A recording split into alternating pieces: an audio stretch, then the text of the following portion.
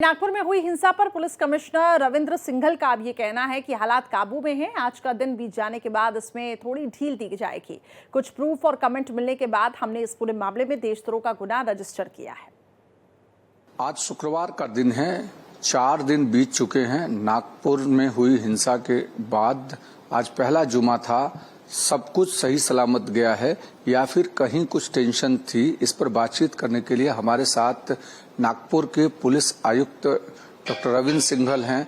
हम उनसे बात करेंगे कि आखिर कौन कौन से ऐसे क्षेत्र हैं जहां पर कर्फ्यू ज्यादा बढ़ा है और किन किन जगहों पर पुलिस प्रशासन ने ज्यादा निगाह रखी है। हमारे साथ डॉक्टर सिंघल हैं। सर, किन किन क्षेत्रों में कर्फ्यू ज्यादा है और खास करके पहला जुमा आया है जब दंगे के बाद का, इसलिए लोगों का कितना टेंशन था, पुलिस के ऊपर भी कितना प्रेशर था और कैसा माहौल रहा? आज जैसा आपने बताया फर्स्ट फ्राइडे है और इसमें जो हमारे पास आज 9 पुलिस स्टेशन में हमने हमारा कर्फ्यू है उनकी जुरिसडिक्शन में, और अभी तक जो है स्थिति सामान्य है और ये भी हम आज असेसमेंट करेंगे और इसके बाद में आगे का निर्णय लेंगे।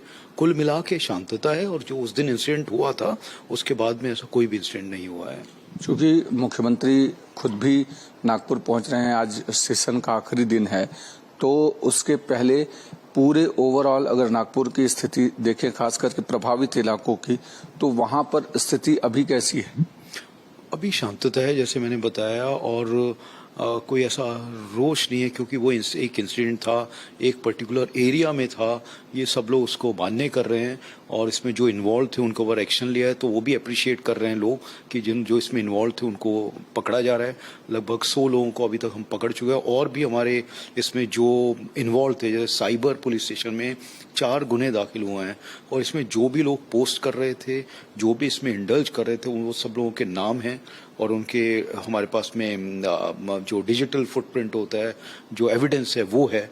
तो ये सारी चीजें लोगों ने अप्रिशिएट किया है कि जो इसमें इन्वॉल्व थे उनके ऊपर एक्शन होना चाहिए, वो हमारी कार्रवाई चल रही है। कई सीसीटीवीज जो आए हैं जिसपे रेकी जैसी चीजें भी समझ में आ रही हैं कि कुछ लोग ये आइडेंटिफाई कर रहे हैं कि कहां पर सीसीटीवी कैमरेज हैं, कौन सी गली है, कौन सी जगह से निकलना है, ये सारी चीजें भी आप लोगों के, आपके ऑफिसर्स के ध्यान में आई हैं? ये जो आप बता रहे हैं ये सारी चीजें क्योंकि हमारे इन्वेस्टिगेशन का भाग है और कहाँ पे लोग क्यों इकट्ठे हुए, किस लिए इकट्ठे हुए, ये सारी चीजें इसीलिए हम लोगों को अरेस्ट कर रहे हैं।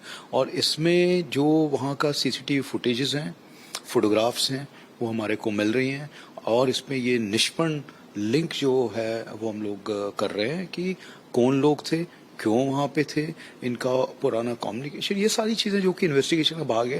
मैं अभी इससे ज्यादा कुछ बता नहीं पाऊंगा। एनएसए सर, एनएसए भी लगाया गया है। 2 एफआईआर जो सोशल मीडिया पर लगाई गई हैं साइबर क्राइम की तरफ से, उसमें देशद्रोह जैसे गुनाह भी उसमें दर्ज किए गए हैं। ये ऐसा क्यों और क्या लिंक अब मिला कि देशद्रोह जैसे गुनाह को रजिस्टर करना पड़ा?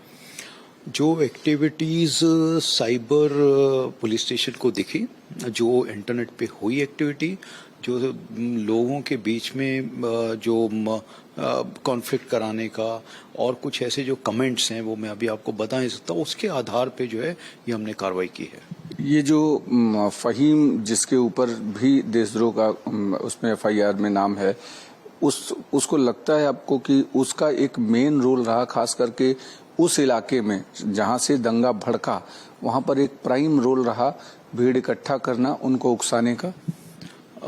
जैसे मैं बता रहा हूं आपको, क्योंकि इसमें अभी मैं डिटेल में कुछ नहीं बता पाऊंगा, वो हमारी इन्वेस्टिगेशन चल रही है और जिसका जो रोल है वो सब सामने आ रहा है, तो इसमें इससे ज्यादा मैं कुछ बता नहीं सकता। एक आखिरी सवाल सर कि अब तक कितनी एफआईआर रजिस्टर हो चुकी हैं, क्या आगे किस तरीके से प्लान ऑफ एक्शन है, और खास करके अभी जो प्रभावित इलाके हैं जहां 9 जगहों पर कर्फ्यू है, उसमें आने वाले समय में क्या उसमें रिलैक्सेशन की भी विचार या पुनर्विचार कर रही है पुलिस?